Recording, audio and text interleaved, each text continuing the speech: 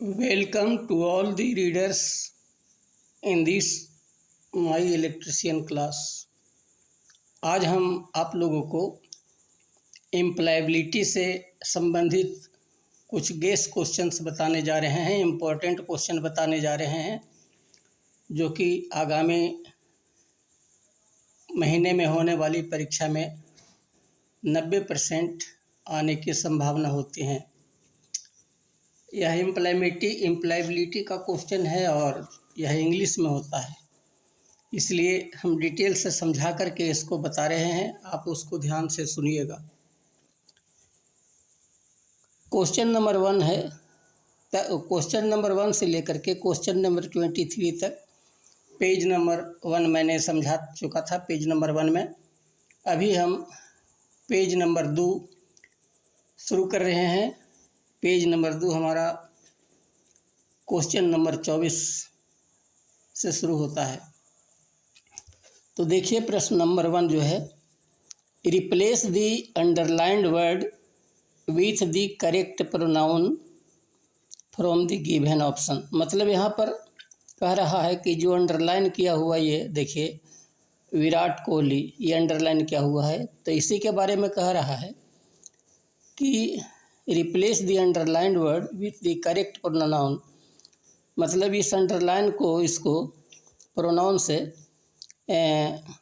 Replace करना है, इसके जगह पर एक प्रोनाउन लिखना है। इस 4 ऑप्शन है, इसी में से एक को चुन करके लिखना है। तो यहाँ पर आई नो विराट कोहली, तो यहाँ पर कोहली के जगह पर ही लिख देंगे तो हो जाएगा आई नो ही। अगर हर लिख देंगे तो आई नो हर। अगर हिज लिख देंगे तो आई नो हिज। डी लिख देंगे, अगर हिम लिख देंगे तो आई नो हिम हो जाएगा। तो आपको सोचना है कि क्या शब्द इसमें सही होगा। तो याद रहे, इसका सही आंसर होगा I know him. I know him होता है, इसलिए यहाँ पर ये हिम सही है। दूसरा सवाल है, when is capital letter used. बड़ा अक्षर, कैपिटल लेटर मतलब बड़ा अक्षर का प्रयोग कहाँ होता है। तो पहला ऑप्शन है beginning of a sentence, sentence के शुरू में। दूसरा है नेम ऑफ द पर्सन, आदमी के नाम लिखने में। तीसरा है नेम ऑफ द प्लेस, जगह का नाम लिखने में। चौथा है ऑल दी एबव, उपरोक्त सभी में। तो आप ग्रामर में पढ़े होंगे कि सेंटेंस का पहला अक्षर भी बड़ा होता है, आदमी का नाम का अक्षर बड़ा होता है, जगह का नाम का पहला अक्षर बड़ा होता है। इसका मतलब है कि सब में यूज होता है बड़ा अक्षर, यानी हमारा सही ऑप्शन है डी, ये होगा। सवाल नंबर 26, which punctuation mark should be used in the following sentence. इस सेंटेंस में कौन सा पंक्चुएशन मार्क यूज होगा। Is there any site engineers here, तो ए में है क्वेश्चन मार्क, बी में है कॉमा, सी में है फुल स्टॉप, डी में है एक्सक्लेमेशन। तो बताना है कि यहाँ पर कौन सा क्वेश्चन, कौन सा सिंबल लगेगा, कौन सा पंक्चुएशन मार्क्स लगेगा। तो याद रहे कि इस is there any site engineer share, शुरू में इज लगा हुआ है, इसका मतलब है कि ये प्रश्न पूछा जा रहा है, मतलब यहाँ पर क्वेश्चन मार्क लगेगा। तो समझ में आ गया कि हमारा सही ऑप्शन है ए। अब क्वेश्चन नंबर आइए 27 में, which of the following is a sentence with the correct pronunciation punctuation.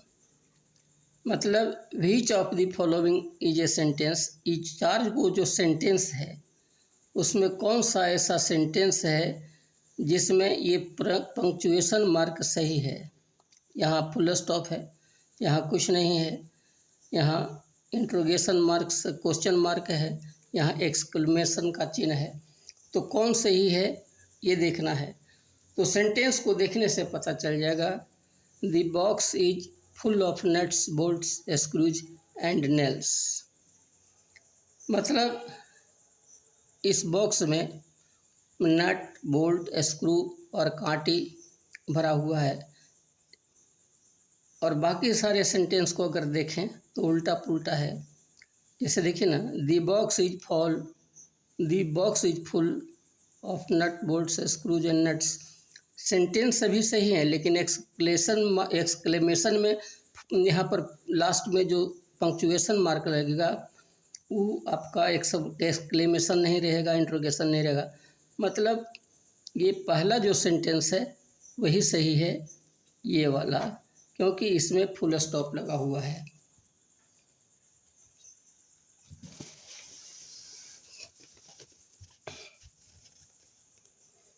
अब आइए question number 28। State the kind of sentence. मतलब इस सेंटेंस की अवस्था को बताइए, किस अवस्था का वो सेंटेंस है।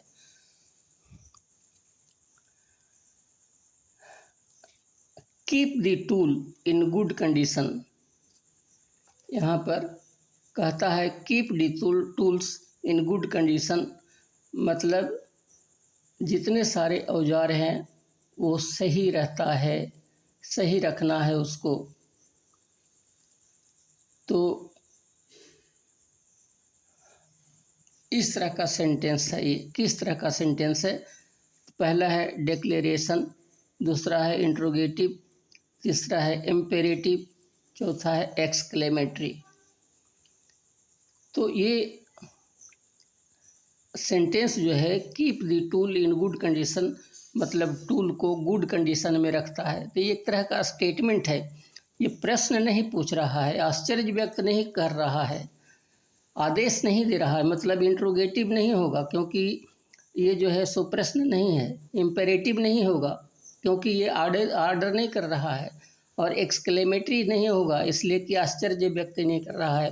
ये सामान्य भाषा है, इसलिए डिक्लेरेटिव ऑप्शन में ये होगा।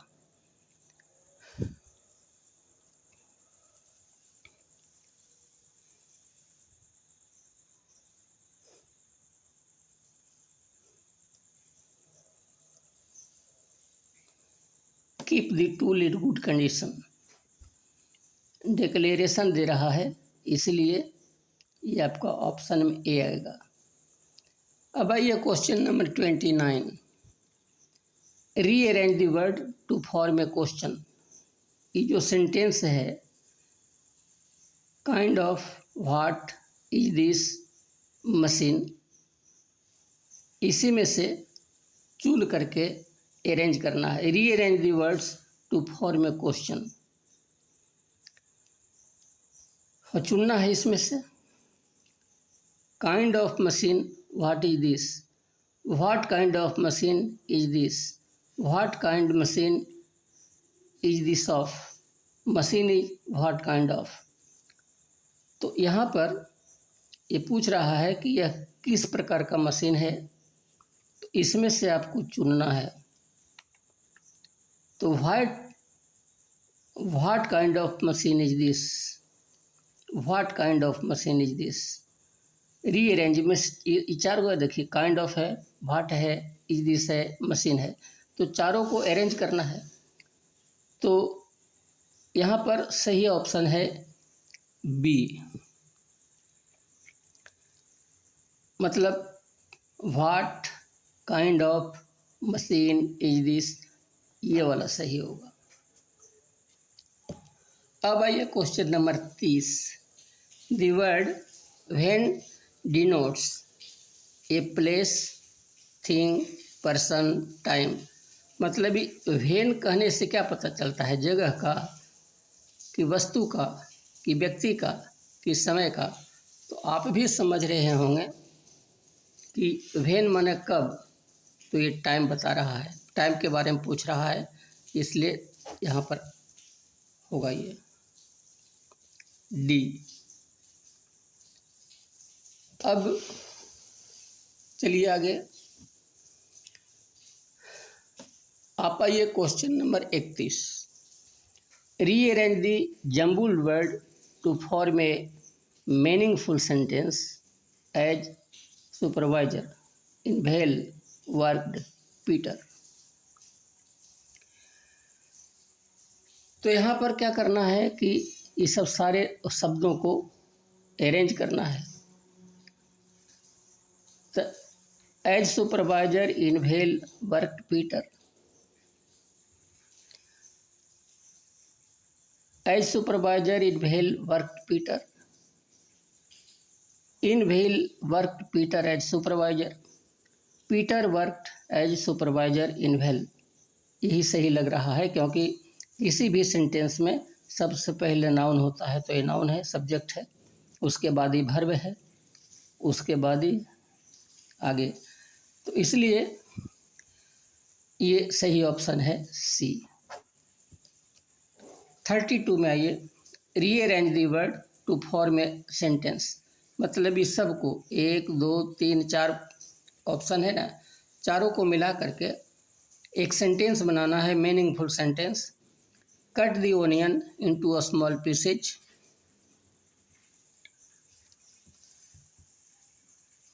Cut the onion into a small pieces, a small pieces into cut onion, ये सब नहीं, चूँकि सब्जेक्ट में cut the onion into a small pieces, यही सही होगा।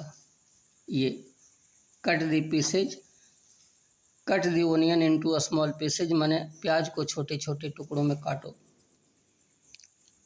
अब आइए क्वेश्चन नंबर 33। यहाँ पर क्वेश्चन देखिए, the sentence please help me finish this can be use to make a request, none, giving opinion, sharing information. कह रहा है प्लीज हेल्प मी, इसका मतलब है कृपया हमको मदद करें, तो इसका मतलब है कि रिक्वेस्ट कर रहा है, विचार नहीं दे रहा है, सूचना नहीं दे रहा है। हेल्प मी, ये आवेदन कर रहा है, रिक्वेस्ट कर रहा है। स्पष्ट हो गया कि मेक रिक्वेस्ट ऑप्शन ए सही होगा। अब ये क्वेश्चन नंबर 34। 34 में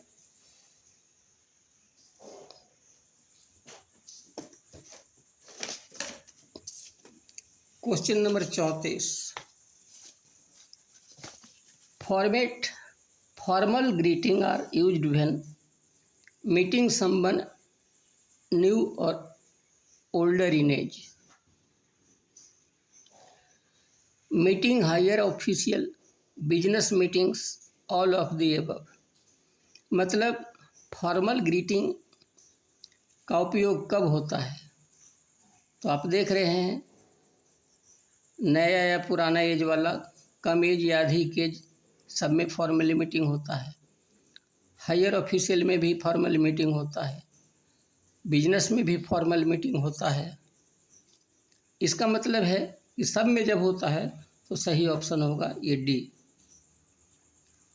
अब लास्ट है, to whom can you say the sentence, hey it is been long time since we meet, supervisor, friend, strangers, DITI principal.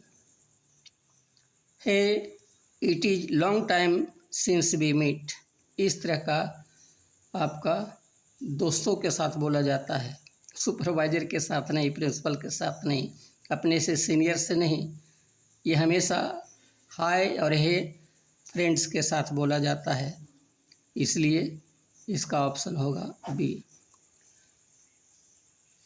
तो उम्मीद है आप इस क्वेश्चन को सारे आंसर कैसे हम आंसर देते हैं समझ गए होंगे, और अगर समझ गए हैं तो आप सब्सक्राइब कर दीजिए चैनल को, एक लाइक बनता है। और अगर आपको कहीं नहीं समझ में आया है तो कमेंट के माध्यम से आप हमसे पूछ सकते हैं। हम भरसक कोशिश करेंगे आपको इसी तरह से डिटेल समझाने का। आप खुश रहिए, परमेश्वर करे आपको सफलता मिले। धन्यवाद।